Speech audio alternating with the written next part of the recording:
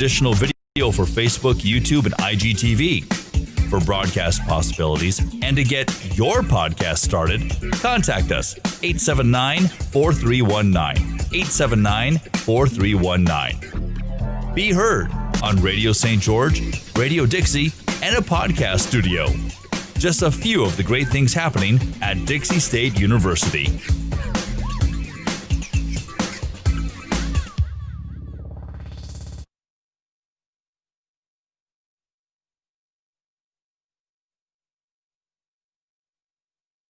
Welcome to the podcast. We Do Recover with Jared Miller, your host. And I'm Dr. Terry Sellers, your co-host. This is a podcast about addiction, but more importantly, about recovery. We want to talk about what successful recovery can look like. Brought to you by Steps Recovery Centers.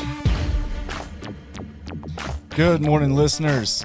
Super excited you're listening to podcast 2 of We Do Recover. This morning we got Darcy Collings for episode 2. Super excited to get this guest on, hear her story. Before that, though, let's do a little check-in. Dr. Terry Sellers, how are we doing this morning? Good morning. Hello, everybody. How's life? So Dr. Sellers is Skyping in from, where are you at? Oh, I'm at Journey Treatment Center, believe it or not.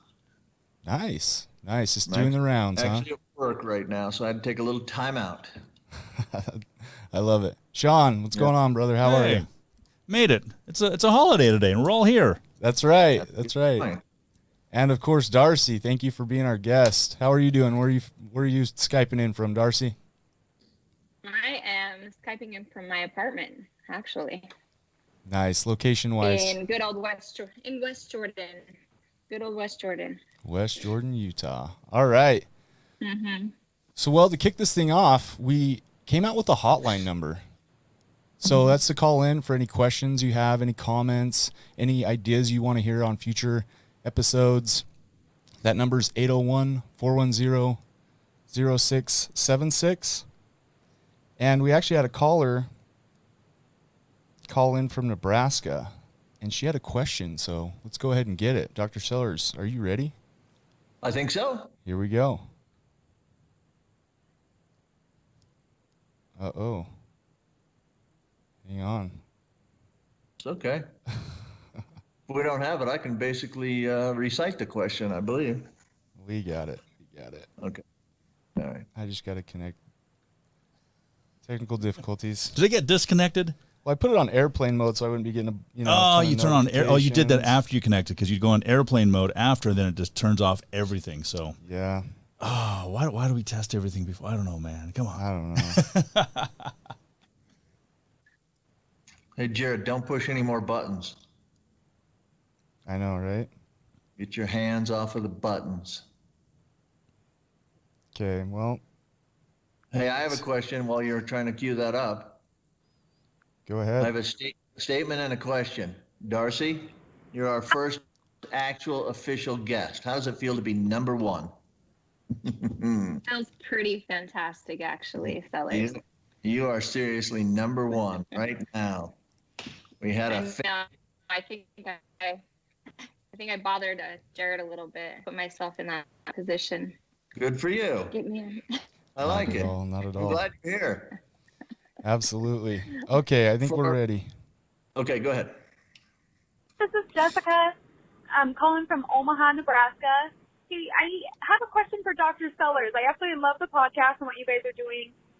My question is, what is the best way to confront a family member that I believe may or may not have a substance abuse issue? Thanks so much. All right. Well, that's a beautiful question. Thanks for listening, and thanks for the nice things you had to say about the podcast. I would say there's a number of things you do when you confront a family member that you think might have addiction issues. The very first is you got to stay calm. No matter what, it may escalate. The point is you have to remain calm, okay? And then number 2 is you want to talk to that family member about your feelings, because that's something they cannot argue with. Okay, they can argue with facts, but they can argue with your feelings. So let them know how the things you are seeing make you feel. Third is, and I think this is really important, try to catch them, if you're going to confront them, try to catch them when they're not high or drunk, because that's just not going to work.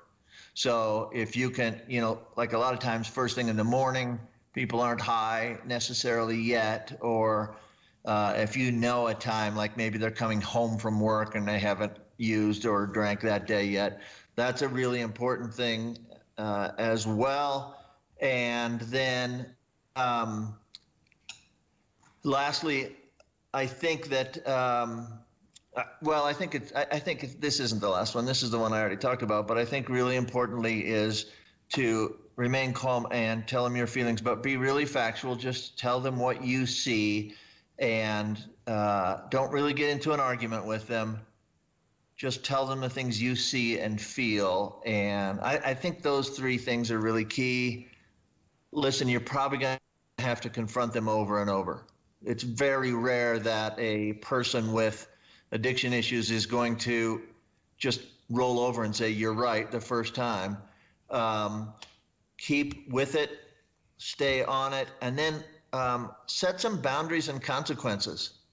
Say, listen, I'm no longer willing to do this in your life if you keep using drugs or alcohol. Maybe it's you can no longer be around my kids when you're using drugs or alcohol, or whatever those boundaries are. Set those, because that will help them see what they're doing to you and maybe push them to treatment quicker.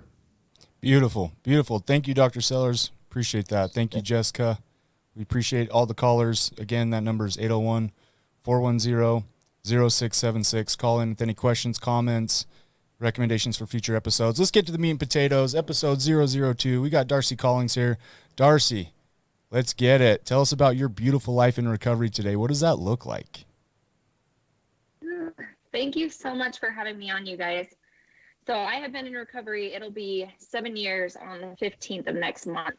And my life today is incredible. I'm living a life that I never imagined I could live. I have a 15-year-old daughter who I'll get a little bit more into that part of the story, but I don't have parental rights to her, and I get her 50% of the time, and I still don't have rights to her, and I am her hero, and our relationship is so amazing. I'm working for a treatment center. I am the admissions manager for a treatment center, and so I get to help those that are struggling find treatment and help find healing. About a month ago, and he and I have actually started a business. We started a business in March called D&D Fitness and Nutrition. I love it. Gosh, yeah, I can honestly tell you, in these 7 years in recovery, I have lived more life than I had previously. I mean, obviously, while I was using and stuff, but like even just adventures, like going and exploring Utah. I had never explored Utah before. I lived my life in so much fear and social anxiety, and so I never did anything fun. I was too afraid all the time. And I'm also in for my psychology degree, which is pretty incredible. Congratulations. So yeah, my life is amazing and busy and just wonderful. I'm so happy today. I love it. Tell our listeners about the business that you started. I know that I follow you on social media, right? I see you do a lot of posts around fitness, around working out. You're holding up 2 bags of different things and you're saying, this has so many calories and this is that. I mean, it's amazing and I love it. Please share. Yeah, thank you. So really what started that was about a year ago, I had just put my health and my appearance and everything on back burner. It was more, I was an executive director at a women's treatment center, and my life revolved around that job and my recovery and my daughter, right? And so my boyfriend, who is incredibly passionate and amazing with nutrition and fitness, he had sat me down because I get a cholesterol test last year, which really made me really old. I was like, I'm not old enough to need my cholesterol checked, but it was really scary high. And he was like, Darce, we need to do something about this. And I've struggled with an eating disorder for most of my life. And so I was kind of afraid to go down that road of fixing my food and working out, because I get very, very obsessive, and that still had me a little bit in fear that I would fall back into that eating disorder. And he was like, no, it doesn't have to be like that. And it started just kind of adjusting my food to a place where it didn't suck, right? Like I wasn't just eating chicken and broccoli every day. But there were other alternatives, right? And so through the nutrition, I've been able to lose 45 pounds. Congratulations. But not That's only awesome. that, I've been working. Thank you. Yeah. And I did it. It was really slow, and I had to be really patient with myself through that process. The addict that I am, of course, I want it all right now. I want results right now. And so it's been a pretty incredible process, an incredible journey. And I've been able to, so we power lift, which is something I never thought I'd be interested in. Like back squatting and deadlifting, things like that. I've been stronger physically in my entire life.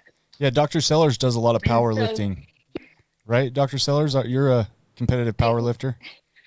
Yeah, I think I lift the Egg McMuffin from the table to my mouth. I've actually witnessed that. Yeah, I'll bet you have. Food is important to me, sadly. I love it. Food is important to me too. I know. I get it. I don't mean. And I get to eat. I know. Awesome. So that's really what started this, and giving others just that guidance in that direction, and not just with food and nutrition, but showing others their own strength and their own worth. My worth was always based on my appearance, all of the surface stuff, and really helping them find self-confidence, right? Hormones are leveled. Right. Yeah, absolutely. Right. When you can help people find self-confidence, it's a game changer for them. It is such a game changer, and I feel good. I feel I'm almost 40, because I actually just turned 39, so let's stay in 30s, but I've never felt healthier than I am today. That's awesome. And I want to show people how to do that. Mm-hmm. It's awesome. You guys are listening to Darcy Collins' Story of Recovery. This podcast is brought to you by Steps Recovery Centers, where addiction ends and healing begins.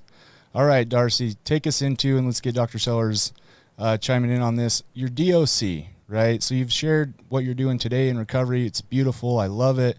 You're an entrepreneur. You're working in recovery, helping other people out. You're helping people find, their passion and their fitness.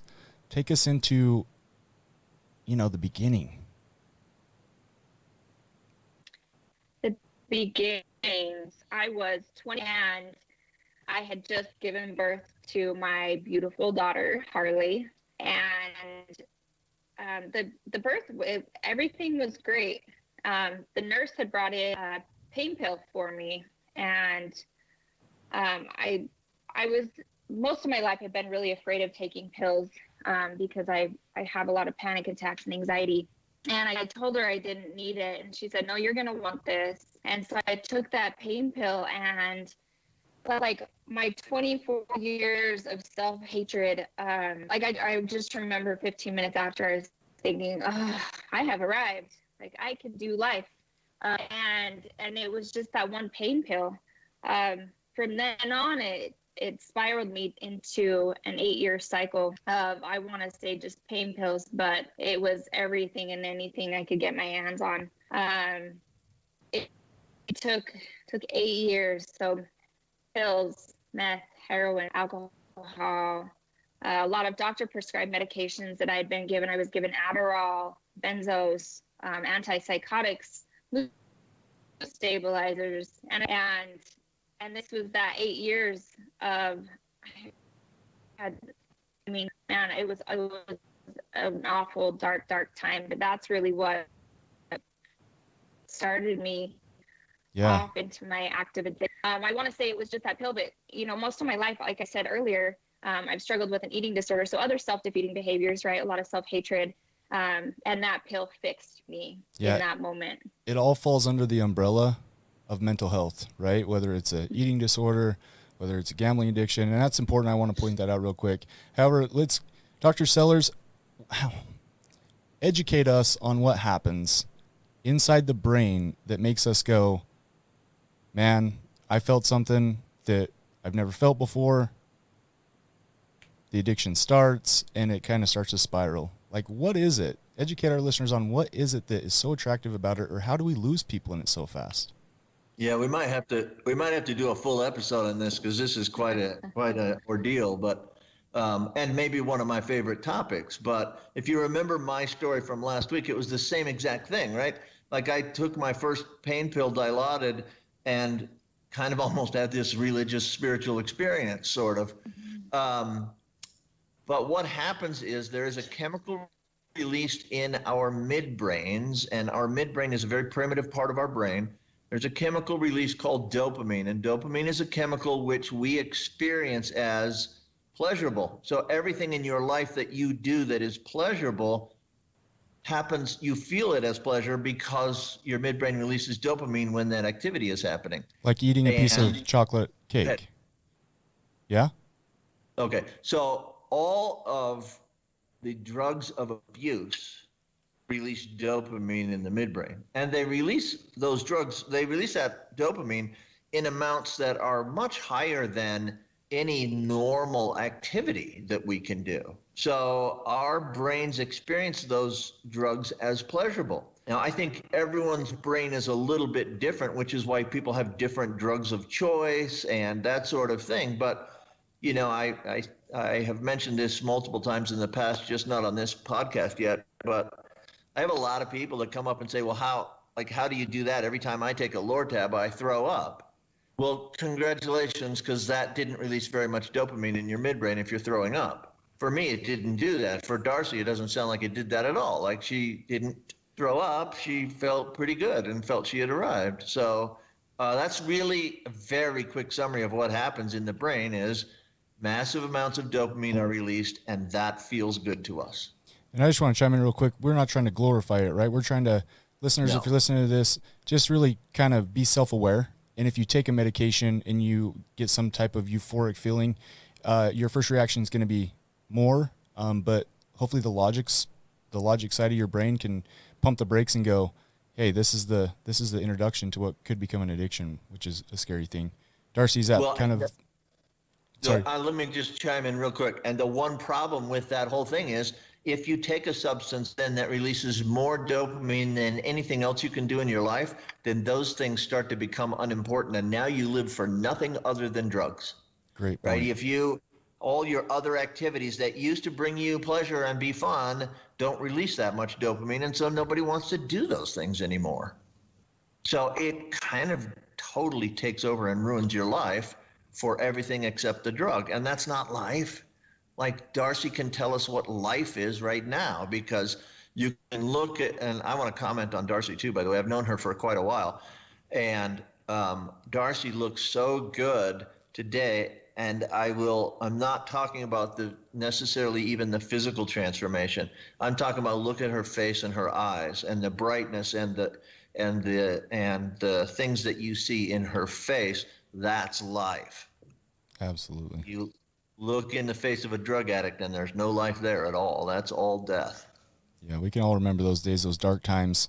So Darcy, bring us to the point where you started off with a pain pill, giving birth to your daughter. Started to spiral out of control. This podcast isn't really about war story and a drug journaling, but take us into the transformation where you realized, okay, enough is enough, and you started to move into recovery. What did that look like? Like, did you have to take some jobs that you weren't exactly super excited about? What were maybe some of the triggers? Can you share that with the listeners? Absolutely. So like I said, 7 years ago, next month is my sobriety birthday. Congratulations. Thank you. Yeah. So I spent about 9 months doing treatment. So it was Steps Recovery Center for 92 days. And then I did sober living and outpatient for 6 months after that, in Payson, Utah. And at that time, when I was an outpatient, I had to get a job, to pay for my sober living. And so I was on the bus from Payson to Provo at 6 a.m. every morning in the winter, a mile and a half to work every morning, and then doing that every day, 5 days a week, to get to IOP. I would have to rush to the bus stop. And that's what my life looked like for about 6 months, which was incredibly humbling and a time that I will always honestly cherish. I mean, it really showed me what I'm capable of doing, and how hard I was willing to fight for my life and for my future. When I left treatment, I moved in with my dad, and I got a job. It was a very part-time job working at a gas station for minimum wage. And again, this was very humbling because before my addiction, I was working in the mortgage industry, and I made, I did really well for myself, made pretty good money. And so it was really humbling to do that job. But actually, I look back, and that was the funnest job that I have had. At that time, it was actually quite perfect for me. It kept me in a very present place, living very simple, because I tend to go to a place of, it's almost a manic place of like, I need a pretty amazing job, and I need a car, and all of these things. I need my life to look like it did before I started using. And so it was really quite perfect to be in that place. It was probably about 18 months when I started my first job in the treatment industry, and I had gotten a job as a case manager at an outpatient facility. Since then, I haven't looked back. That's where my passion lies, is helping those that struggle find the life that I found today and give back what I've been given. And so that brings me today as the admissions manager at Maple Mountain Recovery. That's amazing. That's amazing. We all have similar stories, and like Terry shared last week, or Dr. Sellers shared last week, that he had to take a job scooping cookies at $8 an hour. I had to take a job working temp jobs before I even got a full-time job working as a janitor, right? We've all been there. So thank you for sharing that vulnerability of where it started and what you've been able to make of it today. So, Sean. Thank you. Go ahead. I'm truly. Yeah, thank you, Sean. Let's bring I'm going to use a label here, a normie in on this. Normie in. Did you ever have to work some jobs to get to the position you're at, where you're the? Nothing like you guys. I had a lot of free internships, so I was slave labor for other radio stations, and to get where I'm at, I did a whole lot of traveling around the country, and had a job here for a year and a half, and got fired or let go, and pack up and move, go to Minnesota, go to Seattle, go to Elko, all over the place, and then it took a while to get to this point. Yeah, absolutely. And I like throwing Sean in every once in a while, because it really just gives everybody the understanding that everybody starts somewhere, right? If you're listening to this and you've never had a substance abuse or chemical problem or an addiction, you can still find a way to relate. So, awesome. Dr. Sellers, you got any questions for Darcy? You want to throw some curveballs at her? Sure, I got some curveballs, but they're not that. It's not going to be tough because it's Darcy's story. But what happened that made you decide this is no longer for me? The drugs and the alcohol. What was maybe that turning point for you? So the last 6 months, while I was out, I was living in my car, and I remember just praying daily, God, please just let me die if I have to live another life or another day like I did today. And I could just feel like my soul just breaking. I finally got arrested after the 8-year run that I was on. I finally got arrested, and I had felt so much peace while I was sitting handcuffed in the back of that cop car. And I didn't know that I was going to seek recovery at that moment. But I think it was that peace that I had felt like, okay, like I got and I think that's the point, is where I was ready to kill myself, and I knew I didn't want to die, but I couldn't keep living like that. I think that's a really important to hear. One of the things Jared said earlier is one of our goals in this podcast is not to glorify the use of drugs and to tell war stories and that sort of stuff. But listen to what Darcy just said. She felt peace, handcuffed in the back seat of a police car. She felt better than she had felt in a long time. That's how drugs end up. Yep. Like, you may get a bunch of dopamine in the beginning, but in the end, you are handcuffed in the back of a police car. Help us spread Thank our you for message taking of us hope. away with that, Dr. Like, Sellers. comment, and share. You're good. If you Thank you have so any much. topics or ideas for future Darcy, thank you for coming on. In here. Thanks, guys. That Facebook page is We Do Recover with Jared Miller. If you or a loved one needs help, please reach out to us. Again, thank you for listening. Brought to you by Steps Recovery Centers.